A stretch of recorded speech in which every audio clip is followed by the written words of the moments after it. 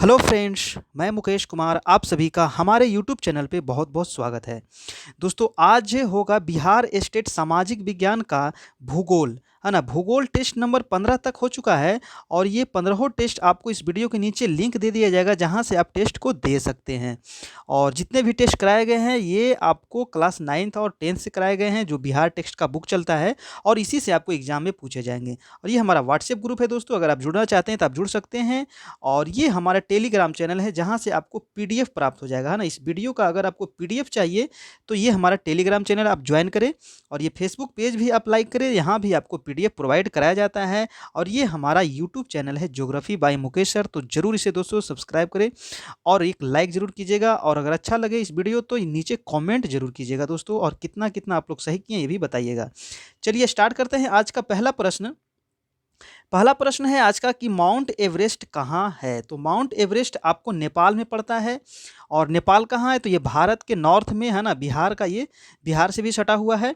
और इसकी ऊंचाई कितनी है माउंट एवरेस्ट की, तो 8,848 मीटर इसकी ऊंचाई है। लेकिन वर्तमान में जो आपको नए नए बुक हैं उसमें आपको मिलेगा 8,850 मीटर। ठीक है, तो वर्तमान में कितना हो गया है 8,850 मीटर। तो ये बातें आप याद रखें। और ये दुनिया की सबसे ऊंची चोटी है माउंट एवरेस्ट, है ना, जो कहाँ है नेपाल में। नेपाल में इसे क्या कहा जाता है तो सागर माथा कहा जाता है।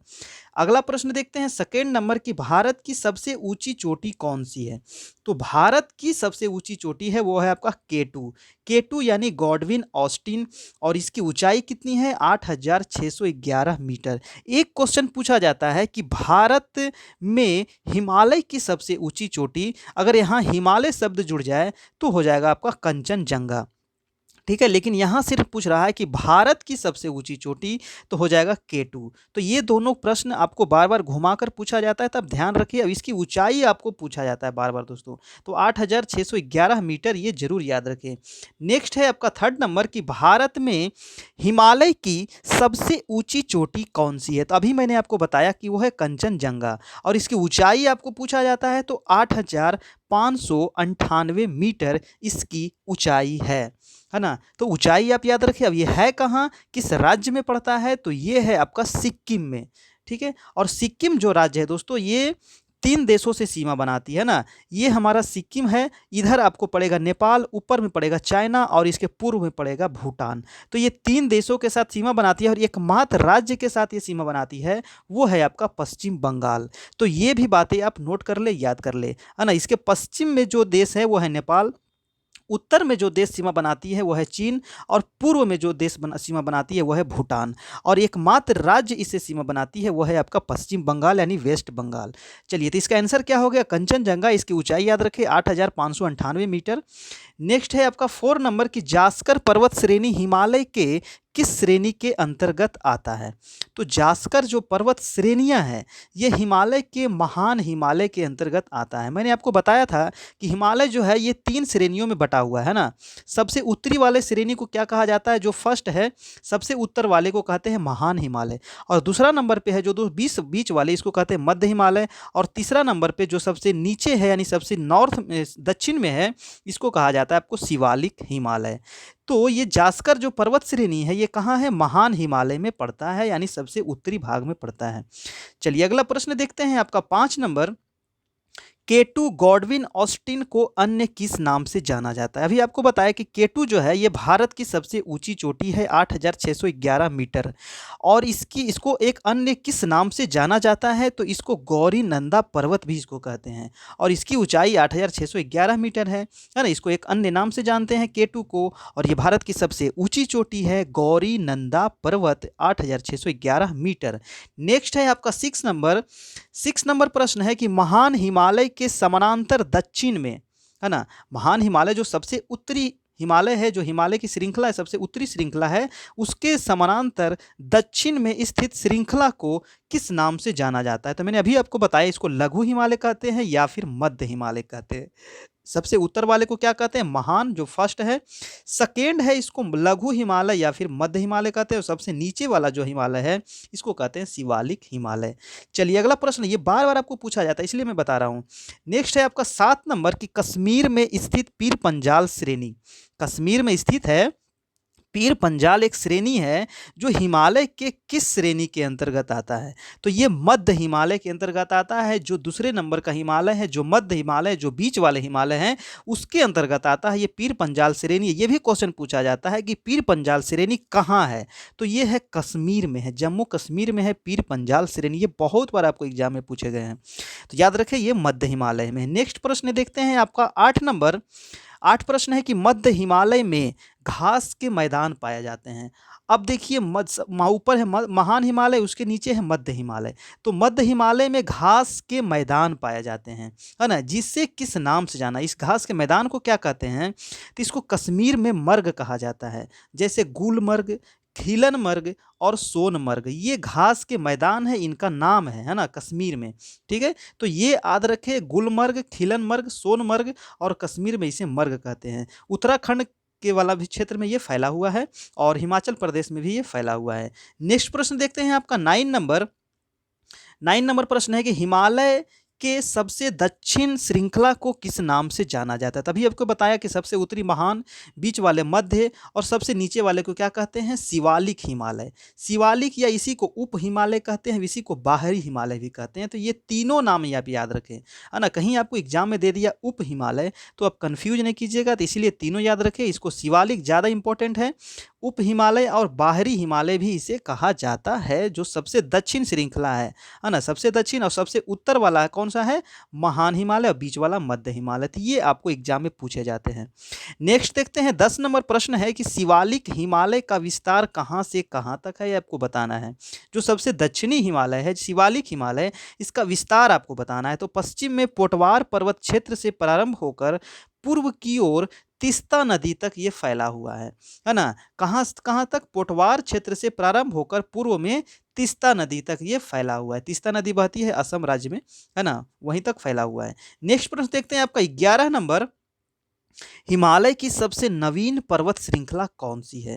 तो हिमालय देखिए, हिमालय सबसे पहले बना वो महान हिमालय जो सबसे उत्तरी है, फिर बना आपका मध्य हिमालय और फिर बना आपका सबसे लास्ट में यानी दक्षिण में जो है तीसरा नंबर शिवालिक हिमालय या उप हिमालय। ये जो है सबसे नवीन पर्वत श्रृंखला है हिमालय की, है ना। हिमालय में 3 श्रृंखलाएं हैं, जो सबसे दक्षिण में है ये है सबसे नवीन यानी मतलब नया, ये सबसे बाद में बना है पर्वत श्रृंखला।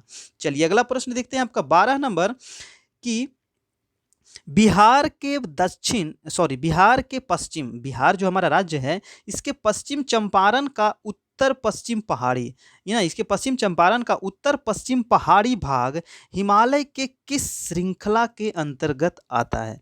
अब देखिए बिहार की बात कर रहा है। जो बिहार राज्य है ये दोस्तों नेपाल से सटा हुआ है और नेपाल जो है ये पूरी तरह से हिमालय के गोद में बसा हुआ है। और जो नेपाल जो है बिहार का जो उत्तरी और जो पश्चिमी चंपारण का जो क्षेत्र है ना, उत्तर पश्चिम जो पहाड़ी है, ये आपको शिवालिक हिमालय से सटा हुआ यानी शिवालिक हिमालय के अंतर्गत आता है ये। ठीक है, तो यानी सबसे दक्षिण में कौन सा है? शिवालिक।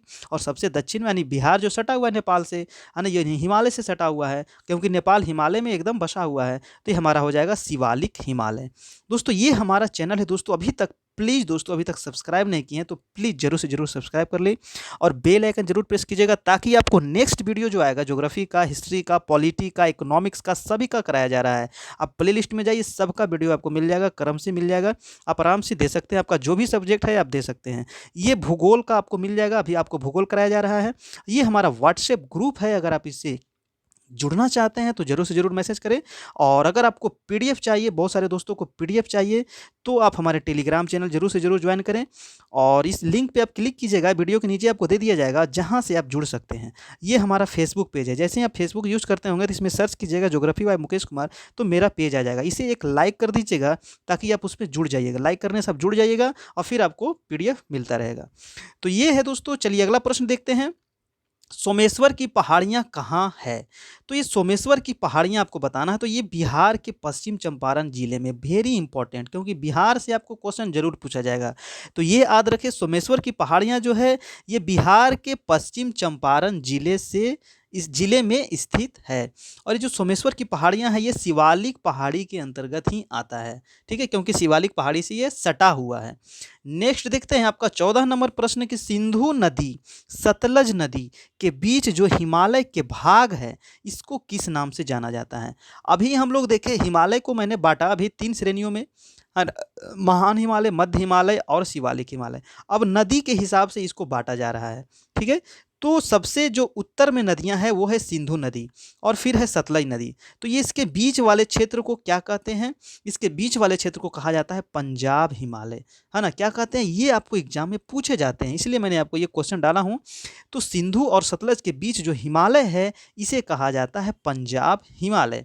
अगला प्रश्न है आपका 15 नंबर, सिंधु नदी तथा काली नदी, अब सॉरी सिंधु नहीं, सतलज नदी तथा काली नदी, सतलज और काली के बीच के हिमालय को क्या कहते हैं, के बीच के स्थित जो हिमाचल हिमालय के भाग को किस नाम से जाना जाता है, तो इसको कुमायूं हिमालय कहते हैं। ये बहुत इंपॉर्टेंट है, याद रखें। सतलज नदी और काली नदी के बीच का जो हिमालय का भाग है इसे कहा जाता है कुमायूं हिमालय। नेक्स्ट प्रश्न है आपका 16 नंबर कि काली नदी और तीस्ता नदी, तो काली और तीस्ता के बीच जो हिमालय है इसको कहा जाता है नेपाल हिमालय। जो नेपाल बसा हुआ है ये काली नदी और तीस्ता नदी के लगभग बीच में बसा हुआ है, इसीलिए इसका नाम पड़ गया है नेपाल हिमालय। नेक्स्ट है आपका 17 नंबर प्रश्न कि तीस्ता नदी तथा देहांग यानी ब्रह्मपुत्र नदी, देहांग को ही तिब्बत में कहा जाता है ब्रह्मपुत्र नदी, तो ये भी आपको एग्जाम में पूछे जाते हैं।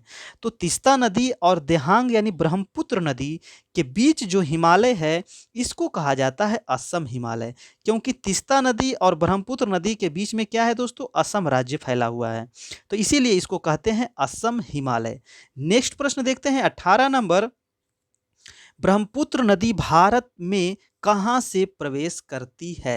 देखिए ब्रह्मपुत्र नदी जो है ये तिब्बत से निकलती है मानसरोवर झील से, है ना, और मानसरोवर झील से निकलती है, इसका नाम क्या रहता है, देहांग नदी, और यहाँ से निकलती है और ये बहते बहते बहते बहते ये अरुणाचल प्रदेश से भारत में प्रवेश करती है। तो अरुणाचल प्रदेश में देहांग महाखड्ड गॉर्ज, यहाँ एक महाखड्ड बनाती है, मतलब ये खड्ड होता है गड्ढा, है ना, ये दोनों पर्वतों को काट करके ये महाखड्ड बनाती है, और ये जो नदी है ब्रह्मपुत्र नदी ये दक्षिण की ओर मुड़ जाती है, ठीक है। यहाँ तो चल रही है पूरब की ओर, लेकिन यहाँ एक पर्वत है, यहाँ पे महाखड्ड बनाती है और ये दक्षिण की ओर मुड़ जाती है, और तीखा मोड़ लेते हुए, मतलब एकदम देखिए तीखा, एकदम सीधा बह रही थी लेकिन एकदम तीखा मोड़, इसी को कहा जाता है तीखा मोड़ लेते हुए, इसी को यू टर्न भी कहीं कहीं आपको मिलेगा लिखा हुआ, तो यू टर्न लेते हुए भारत की पूर्वी सीमा में ये प्रवेश कर जाती है। तो ये बातें याद रखें। और ये राज्य कौन सा है, तो अरुणाचल प्रदेश। ये राज्य भी कभी कभी पूछ लिया जाता है कि किस राज्य से होकर प्रवेश करती है, तो वो है अरुणाचल प्रदेश।